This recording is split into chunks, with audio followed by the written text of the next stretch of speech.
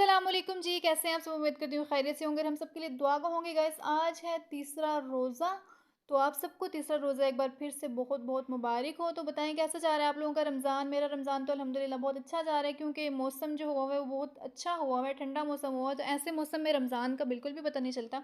थोड़ी देर होती है तो बारिश लग जाती है, थोड़ी देर बाद धूप निकल आती है, तो रहमत बरस रही है अल्लाह ताला की माशाल्लाह से, अल्हम्दुलिल्लाह से। तो आप बताएँगे सबसे पहले मेरी तरह कौन उठ के सबसे पहले मोबाइल चार्ज पे लगाता है? तो अभी था तकरीबन 11:30 बजे का टाइम, इफ्तारी करके मैं सो गई थी और सबसे पहले उठकर मैंने मोबाइल लगाया था चार्ज पे। तो आप लोगों में से कौन इस तरह करता है? मुझे कमेंट्स में ज़रूर बताइएगा। तो आज मुझे जाना था बाहर, अम्मा के साथ कुछ सामान लेना था, हमने खाने पीने का सामान, शॉपिंग नहीं ईद की।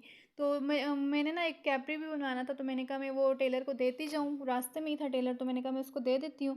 तो उसके बाद हम आगे चले जाएँगे। तो मैं इनको कह रही थी, टेलर को कह रही थी, मैंने कहा आज मैं आपकी शॉप का ना व्लॉग बनाने आई हूँ। तो वो कह रहे थे कि आज तो आप मतलब लेकर आई हुई हैं अनस्टिच कपड़ा, तो जब आप स्टिच करके लेके जाएँगे आप उस दिन व्लॉग बनाना। मैंने कहा कोई बात नहीं, मैं दोनों दिन ना व्लॉग बना लूँगी। तो मैं जो भी अपने कपड़े होते हैं मैं इन्हीं से बनवाती हूँ। तकरीबन दो ढाई साल हो गए मैं इन्हीं से अपने कपड़े बनवाती हूँ। अच्छे कपड़े बनाते हैं ये, हमारे ना कपड़े अच्छे स्टिच करते हैं। तो बस सिलाई थोड़ी ज़्यादा कर दी है इन्होंने तो उसके अलावा फिर मैं यहाँ से आगे चली गई थी, और हमारे घर के थोड़े से ही डिस्टेंस पे है कैश एंड कैरी। तो यहाँ पर मैं कभी भी नहीं आई थी, तो आज अम्मा कहती हैं कि चलो ज़रा चलते हैं यहाँ पर, देखते हैं क्या रेट्स लगे हुए हैं चीज़ों के। तो आपको पता है घर की जो औरतें होती हैं उनको बड़ी शौक होती है घर के बर्तनों की ना।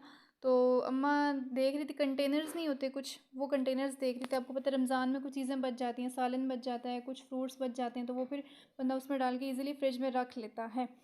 तो उसके बाद ये खाने पीने की चीज़ें लगी हुई थी, अम्मा इनके रेट्स पता कर रही थी ना, खाने पीने की चीज़ें भी लेनी थी। तो मम्मा चेक कर रही थी कि अगर रेट्स यहाँ पर रीज़नेबल हों तो फिर बंदा यहाँ से ही ले ले। तो यहाँ के रेट्स ना मतलब बाहर की जो शॉप्स होती हैं उनकी निस्बत ज़्यादा लग रहे थे, इसलिए फिर हमने यहाँ से खाने पीने की चीज़ें नहीं ली थी। तो अम्मा ने बस कंटेनर्स ही लिए थे। और मैं यहाँ पर बर्तन चेक कर रही थी, बड़े खूबसूरत बर्तन लगे हुए थे, कांच के जग, ग्लास, कप और बाउल्स और कंटेनर्स जो होते हैं कांच के ना, वो भी बड़े खूबसूरत लगे हुए थे। और इनके जो जग हैं इनके प्राइसेस में पता कर रही थी, 1500 हज़ार इस तरह से इनके प्राइसेस थे। और आपको पता है कि बर्तन बड़े महंगे हो गए। कंटेनर्स तो मैंने ले लिए हैं, लेकिन अभी मतलब बहुत ज़्यादा उनके प्राइसेस मुझे लग रहे थे यहाँ पर।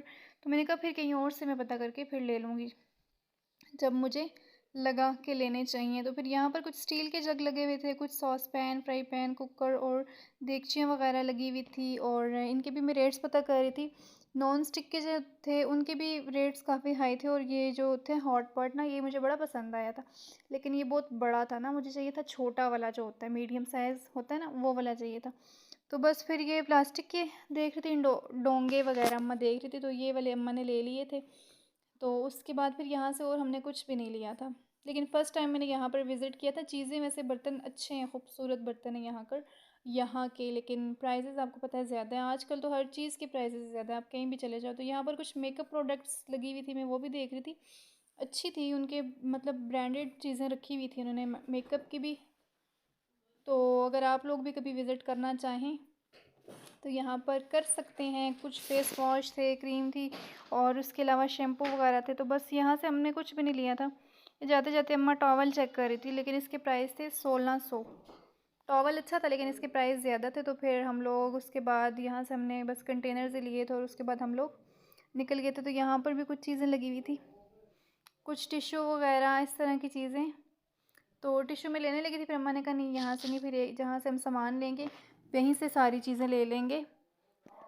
तो फिर उसके अलावा हम लोग बस यहाँ से निकल गए थे। तो पहली बार मैं यहाँ पर आई थी, लेकिन मैंने कुछ लिया नहीं था। मैं ये सोच रही थी कि मैंने यहाँ से कुछ लिया नहीं है, तो कोई बात नहीं, फिर अगली बार आएंगे तो फिर ले लेंगे कुछ। और यहाँ पर मसाले लगे हुए थे ना, मसाले भी मैं देख रही थी, मसाले, क्रीम्स, अचार और इस तरह की चीज़ें, जितने भी मतलब गरम मसाले, धनिया, मिर्च और वो क्या कहते हैं, मेथी और इस तरह की चीज़ें सारी लगी हुई थी। तो फिर हम लोग यहाँ से बाहर आ गए थे, और बाहर मैं देख रही थी कि मौसम इतना मज़े का हुआ हुआ था। बारिश हो रही थी, आपको पता ही है कि बारिश हो रही थी कल, तो बड़ा मज़े का मौसम हुआ हुआ था। मैं आपको दिखाना चाह रही थी बादल अच्छा, मुझे ना बाहर घर मतलब घर से बाहर इतना व्लॉग बनाने का एक्सपीरियंस नहीं है ना, तो इसलिए मैं थोड़ी सी शाय ऑफ फील कर रही होती हूँ बाहर व्लॉगिंग करते हुए ना। इतनी आदत नहीं है, अभी तो हो जाएगी इंशाल्लाह आदत। तो फिर हम लोग आ गए थे स्टोर में, तो यहाँ से हम कुछ चीज़ें ले रही थी अम्मा। ऑयल लेना था, और फिर उसके बाद क्या लेना था, लिप्टन, येलो लिप्टन लेनी थी और उसके अलावा भी अम्मा ने कुछ साबुन वग़ैरह लेना था। तो ये चीज़ें लेके फिर हम लोग घर आ गए थे, तो ये हमने कुछ चीज़ें ले ली थी, अचार और मसाले और इस तरह की चीज़ें, बेसन वग़ैरह हमने ले लिया था। फिर मैंने नमाज़ पढ़ी थी, कुरान पाक पढ़ लिया था और फिर तकरीबन 4 साढ़े 4 बजे का टाइम हो गया था। फिर मैं चली गई थी किचन में और फिर मैंने बना ली थी सब्ज़ी, क्योंकि हम लोग सब खाने को सब ज़्यादा प्रेफ़र करते हैं रमज़ान में, क्योंकि मतलब आप जितनी भी फ्राई चीज़ें खा लो, फ्रूट्स खा लो, लेकिन जो चीज़ खाने की होती है ना, वो और किसी भी चीज़ की नहीं होती। हर घर का अलग एक रूल होता है, कुछ लोग खाना खाते हैं, कुछ लोग नहीं खाते, लेकिन हम लोग खाना ज़रूर खाते हैं।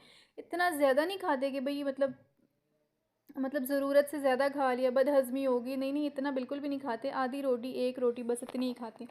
तो हम लोग फ्राइड चीज़ों में ज़्यादा पकोड़े ही बनाते हैं, वो भी मैं इतने ज़्यादा नहीं बनाती हूँ, मैं थोड़े से ही बनाती हूँ। इस साल मतलब मेरा पकोड़े खाने का दिल ही नहीं कर रहा। वैसे मुझे लगता था कि रमज़ान जो है ना, पकोड़ों के बगैर होता ही नहीं है। लेकिन मैं इतने खाती नहीं हूँ, लेकिन फिर भी मुझे शौक होती है कि मेरे दस्तरख़्वान में पकोड़े ज़रूर होने चाहिए। तो मैं पकोड़े फ्राई कर रही थी और एक हाथ से मोबाइल पकड़ा हुआ था, दूसरे हाथ से मैं पकोड़े डाली जा रही थी, जिसकी वजह से मेरे लिए बड़ा मुश्किल हो रहा था ना पकोड़े बनाना और फिर ऑयल में उसको डालना। तो ये मैंने कुछ प्याज़ वाले पकोड़े बनाए थे और फिर मैंने कहा कुछ आलू वाले पकोड़े बना लेती हूँ। मुझे आलू वाले पकोड़े बहुत ज़्यादा पसंद हैं। मुझे ना ये पालक वाले पकोड़े, सब्जियों वाले ज़्यादा नहीं पसंद, मुझे प्याज़ वाले और आलू वाले पकोड़े बहुत ज़्यादा अच्छे लगते हैं। तो फिर पापा आ गए थे, तो मैंने उनको कहा था, मैंने कहा आप ना ज़रा इसको पकड़ लें, चमचे को, इसको क्या कहते हैं? आप लोग बताइएगा मुझे इसको क्या कहते हैं? तो फिर मैं पकौड़े डाले जा रही थी ऑयल में, तो फिर मैं पापा को कहती, मैंने कहा आप साथ-साथ हिलाना। लेकिन पापा को अगर आप कहो ना कि पकौड़े फ्राई कर दें, वो फिर उसको हिलाते ही रहेंगे, उसको पकने नहीं देते। बस उसको हिलाते रहते हैं, हिलाते रहते हैं, हिलाते रहते हैं। तो इस बार ना मतलब मौसम तो अच्छा है, मतलब प्यास नहीं लग रही, लेकिन इस बार जो सर्दी के रोज़े होते हैं ना, उनमें आपको भूख बड़ी फ़ील हो रही थी, मुझे तो बड़ी फ़ील हो रही थी। तो इफ्तारी के बाद भी ना मेरा दिल कर रहा था कि कुछ खाने को हो, फिर भी भूख लग रही थी। फिर मैं कहती हूँ यार, मैं अगर इफ्तारी के बाद भी मतलब खाना खाने के बाद भी अगर मैं खाऊंगी, तो फिर मैं सहरी में कुछ नहीं खा सकूंगी, इसलिए फिर मैं उसके बाद नहीं खाती हूँ। तो यहाँ पर पापा, उसमें मैं उनको कहती, मैंने कहा साइड वाले जो पकोड़े हैं वो पक गए हैं, आप उनको निकाल लें साइड से। तो मेरे हाथ में मोबाइल है, एक हाथ से मैं डाल रही हूँ, इसलिए मेरे लिए मुश्किल हो रहा है जल्दी से पकोड़े डालना। तो फिर हम लोगों के पकोड़े हो गए थे गाइस फ्राई। तो उसके बाद जो फ्रूट्स वगैरह था वो मैंने कट कर लिया था। तो मैं जो शरबत वगैरह था वो भी मैंने बना लिया था। तो दस्तरखान हमारा हो गया था रेडी, बस पकोड़े थे, फ्रूट्स थे और खजूरें थी, चटनी थी और शरबत मैंने बना लिया था और सादा पानी भी मैंने रख लिया था और दुआ का जो है वो टाइम हो चुका था।